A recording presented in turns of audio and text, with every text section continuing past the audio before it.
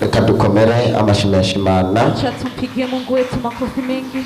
Dushimiye Imana Data twese. Tunamshukuru Mungu. Yeye atwemereye ko tuba muri kino kibanza. Yeye aliyetukubalia kuwa mahali. N'ubuntu twagiriwe cyo na wewe. Tulipewa mimi na wewe. Kugira ngo dushobore kuba turi hano. Tuweze kuwa mahali hapa. Hari benshi bapfuye. Kuna wengi walifariki. Abandi bahuye n'ibibazo bitandukanye. Wengine walikutana na matatizo mengi. Ariko cyo na wewe. Ila mimi na wewe. Mana yatugiriye ubuntu. Mungu ametuneemia. Kugira ngo tube muri kino kibanza. Tuwe mahali hapa. Mana ishimwe cyane. Amena. Mana ishimwe cyane. Amena. Ndumujene mugenzi wanyu.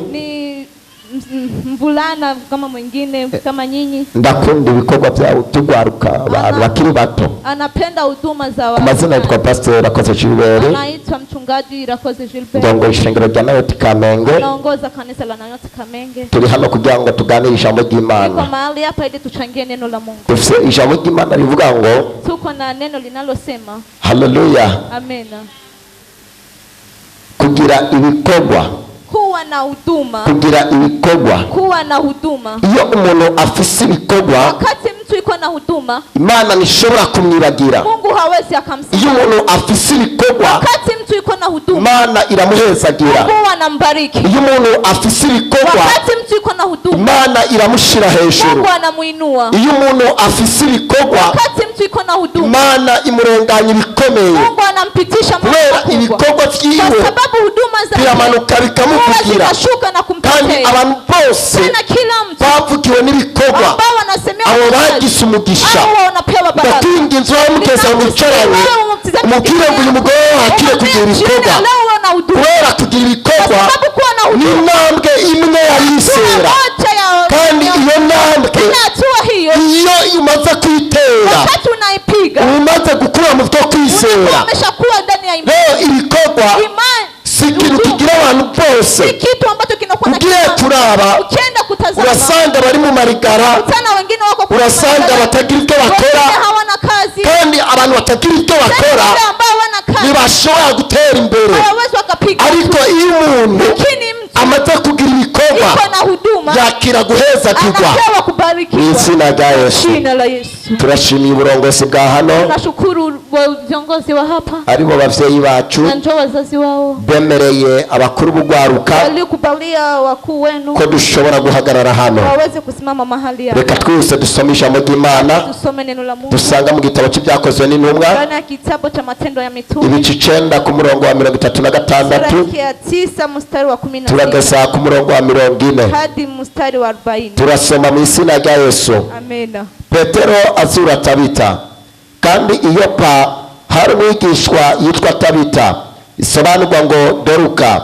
Uwo mugore yari n'ibikorwa byiza byinshi n'ubuntu bwinshi yagira. Muri iyo minsi aragwara arapfa.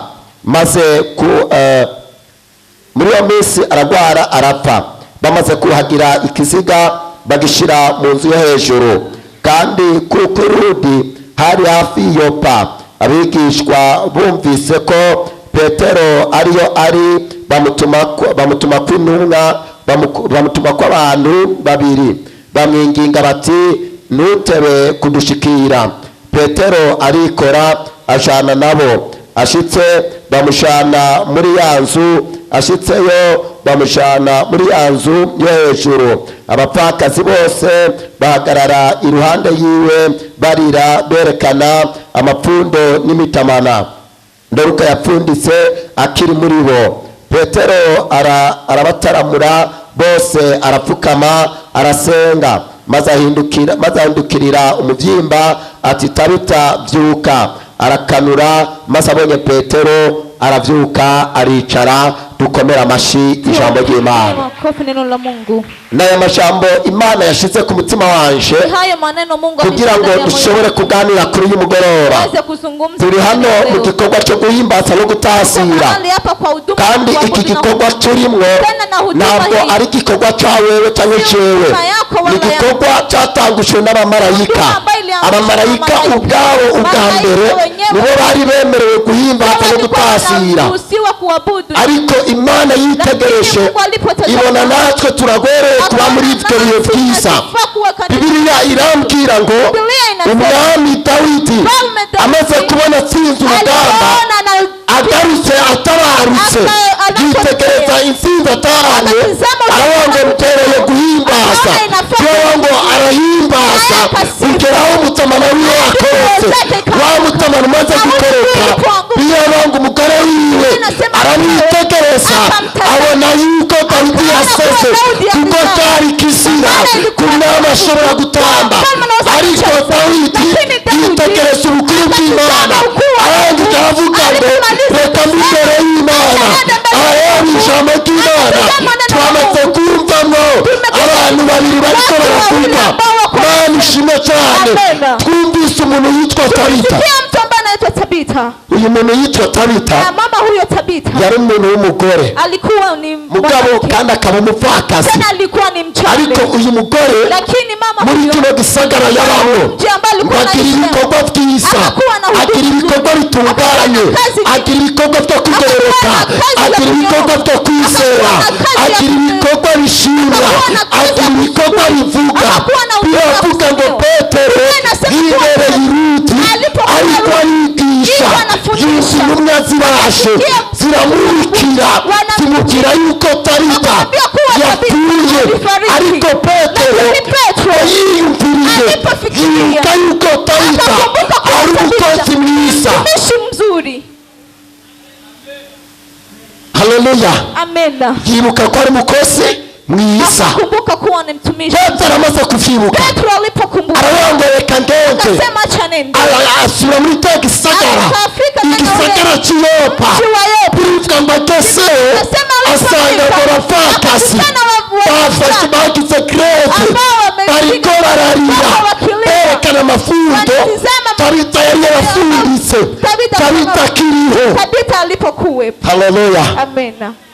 Petero aritegereje Petro abona ko bafise umubabaro akaona kuwa wako barangije alipomaliza arababwira akawambia ati ndaringinze mwese nimusohoke hari icyo ngomba kuganira na Roho yera hari icyo ngomba kuvugana n'Imana ndakwifurije mugenzi kugira ibikorwa byiza kuwa na huduma nzuri nakiri cyo tuma abantu bakwibuka hakuna kingine nukugira ibikorwa byiza bali ni huduma zako nzuri uyu mugore Tabita mama huyo Tabita yirutse kubera ibikorwa byiza kwa sababu ya kazi. Haleluya. Amena. Arinigiye pastori kuna na wakati akitwararika kubera ibikorwa byiza nimba turirimba tugomba kugira ibikorwa byiza nimba dusenga tugomba kugira ibikorwa byiza.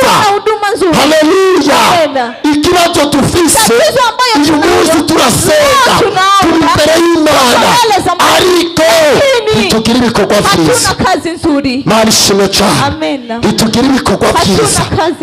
Ngo Petero arapfukama arasenga abwira Yesu buriya Petero mu gusenga ntabwo yabwiye Yesu ngo mukize yabwiye Yesu yumva yitegereza bariya bapfakazi berekanye ibikorwa byiza Petero yakoze babyerekanye biragaragara none rero ndakwinginze mugarure mrejeshe.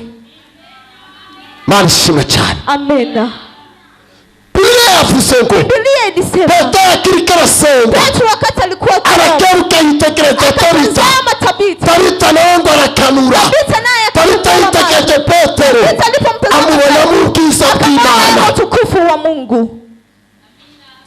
Haleluya. Amena. Amubona mu bwiza bw'Imana amaze kumubona aravyuka aricara Tabita avyukwa n'ibikorwa byiza. Iyo dufise ibikorwa byiza wakati tuko na huduma nzuri imyaka ya mariage ntidukanga miaka ya marriage haitushtui imyaka yo kudubura ku ishuri ntidukanga miaka ya kurudilia ndani ya shule haitushtui imyaka y'ubukene ntidukanga miaka ya umaskini haitushtui igituma ufise ibibazo by'ubuzima kwa sababu uko na tatizo la maisha nuko nta bikorwa byiza ufise kwa sababu hauna huduma nzuri ariko ndakwinginze lakini ninakusihi guhera uyu munsi wige gukora ibikorwa byiza ibikorwa byo kugororoka ibikorwa byo kwizera ibikorwa byo kunezereza Imana nimba Imana yaguhaye ingabire yayiguhaye kugira ngo uyikoreshe iri turayikoresha ari umunsi Imana izokwibuka ari umunsi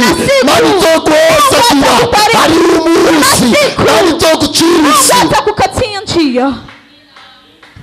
Haleluya. Amena. Kubera ibikorwa Kwa byiza, sababu ya kazi. kubera ibikorwa byo kugororoka, Sababu ya huduma ya kubera ibikorwa byo gukorera Kwa sababu Imana. ya huduma ya kumtumikia Mungu. Uyu mugore twumvise Tabita Mama huyu Tabita yari yarakoze ibikorwa alikuwa byiza, anatumika huduma nzuri. kandi ibikorwa bigaragara, Huduma ibikorwa zinazozihirika. bidashobora kunyegera. Huduma ambayo hawezi kujificha. Leo Tabita Tabita. urupfu rurihenda Kifo rukatira kwa Tabita, kikaenda kwa Tabita. urupfu rugezeyo Kilipofika bivuze ngo Biblia inasema aragwara arapfa, akaumwa byari byarangiye, Ilikuwa yamekwisha. yari yapfuye, Tayari yapfuye. natari kumuvugira, Hakuna kinyegezo. ariko Lakini bivuze ngo Biblia inasema Petero amaze gushika watu walipofika ahamagara Imana, Akaita Mungu. Imana iramanuka. Mungu akashuka. Reka wewe uvugana n'Imana unaongea bite? na Mungu waje.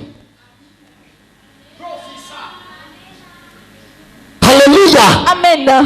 Turite nakubwire, Sikiliza nikwambie. kuririmba byonyine Kuimba tu ntabwo bihagije, haitoshi. gusenga byonyine Kuomba tu ntabwo bihagije, haitoshi. kugaragara b'abayuda Sababu wale bari Wayuda bazi gusenga walikuwa cyane, wanajua kuomba sana. ariko Lakini Yesu aje Yesu alipofika, bose nta n'umwe wote yamumenya. hakuna mwenye alisema. Bafashe iya mbere mu kumugwanya, Walikuwa wa kwanza kwa baravuga ngo uyu kumpiga. mugabo siwe. Wakasema huyu si yeye. Imana idufashe cyane. Amena. Imana n'akanyegezwa Mambo ya Mungu birasaba kuganira na mpemu yera, kuzungumza kugira ngo mpemu yera akumenyeshe, akwereke inzira, akwereke uko ugenda. Haleluya. Amena. Genda tangaza cyane Yeye huwa anashangaza na twebwe sana. abashene, Na sisi wa- iyo turiko turasenga turongo Mana Tunasema wadutereshe Mungu, turi abagabo turi haleluya. Amena. Ariko mu gusenga Lakini kwa kuwa- bwira Yesu ngo ndabizi umunyembaraga urashoboye kugeza aho no kwigeza. hadi pale ambapo siwezi nikajifikisha. Mana ishimwe cyane. Amena. Ndibuka mama ambyara ndi umwana agira gatanu mu nda kwa mama, Anakumbuka mama yake alipomzani mtoto wa tano. noneho ngira ubuntu mvuka se na mama, Akapewa neema ya kuzaliwa na maze kufanana na kuvuka mama. se na mama Alipozaliwa kifanana na papa mama. umbyara aranyihakana, Baba yake akajimkana. arambwira ngo sindi umwana we, Akamwambia wewe si mtoto. agerageza kunyica Akajaribu mba mayibobo ngapiyarara, akakuwa ndani. mara imyaka ndwi ndi mayibobo. Aliza miaka 7 yuko. Haleluya. Amena. Ariko kubera Yesu Lakini kwa sababu ya uyu Yesu, mugabo arakomeye, Bwana ni mkubwa. uyu mugabo ni gihangange, kuriva ngo bamwizeye baho gucika abana b'Imana. Sikiye bikwambire kuri uyu mugoroba wo gucika umwana w'Imana, reka wakire ubwiza bw'Imana, reka wakire gukomera kw'Imana, reka wakire ubwiza bwa haleluya. Amena. Iyo tumaze kuba abana b'Imana Wakati tunakuwa watoto, twishikira mu rugo kwa huwa papa, tunajifikia na kandi iyo tugeze mu rugo kwa papa wakati tunafika Imana iduhesha umugisha, Mungu anatubariki. Imana iraduhesha Mungu kiya. anatubariki. Umvise nakubwire, Sikiliza nikwambie. byoshoboka Inawezekana uyu munsi ukananirwa, leo nashinda. ariko ejo Lakini kesho esho ari ibyizigiro ko nahibyo byase Kristo yabibwira bikakira ubuzima mu izina rya Yesu. jina la Yesu. Nabonye umwana w'umukobwa Aliona mwanamke yakoze ikiyayi imyaka 10, ambaye alitumika kazi ya nyumba miaka mugabo ngo 10, umunsi umwe lakini siku moja bosi we aramuheranira, bosi wake yanga kumuhemba, akakataa kumlipa. amuheranira umwaka n'amezi 6. Akakataa kumlipa mwaka na miezi. Noneho wa mukobwa Sasa mwanamke huyu yisutsa shebuja avuga ngo nakeneye kumuhemba. Noneho shebuja atora amazi ashushe ayamumenako, ayamumenyeko, asohoka porotayi bakutana n'umukara akomeye mu buzima bw'igihugu. Ahuye nawe avuga ngo biteze gute, avuga ngo shewe mwese umwaka n'amezi 6 bose yaraje kumwemba. Wamugana amuga ngo dusubire, asubiyeyo aramubwira ngo mparuye gatatu wamuhembye. Uyu munsi abakozi akoresha nibagira igitigiri. Hivi kila mtumishi anayetumikisha hana Nagomba hesabu. kukubwira yuko Nimetaka nta nikwambie, Imana itogukura nta Imana itokugeza, inzira Imana yaciyemo ihesagira abandi. Iyo nzira iracariho. Indege bagendeyemo bagenda muri Amerika ntabwo yagumye muri Amerika, indege yaragarutse.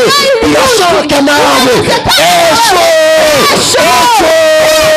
nawe ukakigura mu izina rya Yesu. Marishimwe cyane. Amena. Nta muntu n'umwe Hakuna mtu afite telekomande y'ubuzima bwawe. ambaye iko na telekomande ya Ntubegera Yesu, ganira na Yesu, vugana na Yesu. Igihe kizogera bari kukirisira, bari kutabare, bari kugirira neza.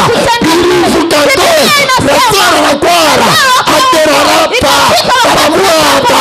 Agatekane Yesu araza, ageze ku Imana isanye ku buzima bwawe, kugira ngo Imana igusure, kugira ngo Imana ikugirire neza. Imana isure ibikorwa byawe, Imana isure bizinesi yawe, Imana isure visa yawe, Imana isure agakiza kawe, Imana isure kurohanuka kwawe, Imana isure imbaraga muri wewe, Imana yerekana ishimwe kuri wewe. Mu izina rya Yesu hari kugira neza kw'Imana. Imana igomba kumanura kugira ngo bashene buri munsi bari ibikoresho bizima, ibikoresho bihimbara Imana, ibikoresho binezera Imana, ibikoresho byiza bishimwa. Mu izina rya Yesu bashobora guhaguruka tugasenga Imana. Wasimama tuombe Mungu. Muri ibyo byo ngo sinzi uko ubigenza, Mwimbaji alisema sijui jinsi ngo sinzi nuko ubikora, na sijui jinsi ariko icyo nzi ni uko uri lakini umunyembaraga. ninachojua wewe ni mwenye nguvu. Tugomba gusenga Imana. Tunahitaji kuomba. Kora ku mutwaro wawe, Gusa kwa kora ku ngorane yawe, Gusa kwa shida kora yako. ku kibazo cyawe. Gusa kwa tatizo Tugomba lako. gusenga Imana. Tunahitaji kuomba. Nimba ufite kwizera Kama uko na uraza imani, kwakira kugururirwa, utapokea kuko Yesu yavuze ngo Maana Yesu alisema, abamwakiriye bose bahawe gucika abana b'Imana. Namwe uri umwana w'Imana, kandi kubera ko usa nawe, kuko n'itongo rya Edeni Imana ntiyaremeye y'inka n'intama gusa, ahubwo yateranije inama iravuga ngo reka ndeme umuntu asa natwe. Rero Imana yakwishushanyije ko wewe uri icyaremwe gisha cyo muri Kristo Yesu. Imana ishimwe cyane. Tugomba dusenga Imana, ndagomba kukubona muri kino kibanza uvuye ku cyubahiro cyawe uri kurasenga Imana.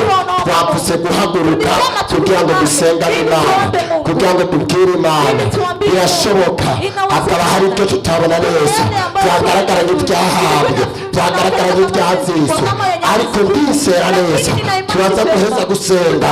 Hari icyakoretse ku buzima bwawe, hari icyakoretse ku buzima bwawe, hari icyakoretse ku buzima bwawe. Mu izina rya Yesu urashobora gutangura gusenga, urashobora gutangura gusenga. Bwira Yesu bikugoye, bwira Yesu bikugwanya, bwira Yesu bikunaniza. Rabasikarerebo shakayamando. Mu izina rya Yesu hari imbaraga ziruta izindi, hari imbaraga zasuye Lazaro, zirashoboye kuzura mariage yawe, zirashoboye kuzura ingabire yawe, zirashoboye kuzura ibikorwa byawe. Mu izina rya Yesu, mu izina rya Yesu komeza gusenga Imana, vugana n'Imana, ganira na mpemu yera, bwira mpemu yera atahabyananiza, atahabyangora, ariko vugana na mpemu yera, bwira mpemu yera ngo ndi hano, ndi kuri uyu musozi wawe, naje ndi hano. Mu izina rya Yesu hari izindi mbaraga, hari ubundi bwiza Imana igomba kumanura ubuzima bwawe. Ntasha mu izina rya Yesu urahambaye kandi uragororotse, uri Imana igira neza, uri Imana wisakaye ubwiza n'icyubahiro. Mu izina rya Yesu Kristo Mana yo mu ijuru, uri hano ku musozi wawe, uri umugoroba, kugira ngo uduhezagire, kugira ngo utugirire neza, kugira ngo usure ibyacu. Mu izina rya Yesu kugira ngo Mwana Imana urusheho kutugirira neza. Asante kwa kufanya mambo makubwa.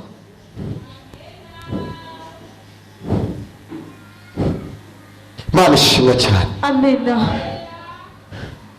Hari ahantu Imana igiye kukugeza, Kuna mahali Mungu anaenda kukufikisha. hari ahantu Imana igiye kukwambuza, Kuna mahali Mungu anaenda hari kukufikisha. byinshi bigiye kuba ku buzima Kuna mema bwawe, yanaenda kutendeka kuko Imana yitwa Nyenamahoro. Maana Mungu kandi Imana yitwanye n'ubugingo Tena Mungu anayetukuza. kandi irashoboye Tena anaweza. koresha uyu munsi mikuru Jinsi alivyokuwa tena yiteguye ndivyo kumugirira anajitayarisha. neza Anajitayarisha ndumva kumtendea. Imana iri kumbwira Anasikia ko hari abantu Imana kumwambia. idugije Kuwa kuna watu hari abantu ambao Imana yaguriye kuna ingabire watu Mungu hari abantu Imana ihezagiye Kuna watu Mungu kuri uyu amebariki. mugoroba Jioni hari abantu leo. Imana igendereye Kuna watu Mungu nk'uko Imana anatembelea. yagendereye Mungu Zakayo anatembelea. atabyiteze Anatembelea. niko Imana igendereye abantu bamwe bari muri kino kibanza Imana imanuwe no kubahezagira Imana imanuwe no kubagirira neza oya ntukigire ubwoba bw'ibihe kuko Kristo wo mw'ijuru hari icyo aje gukora ku buzima bwawe Imana ibahezagira Na Mungu awabariki.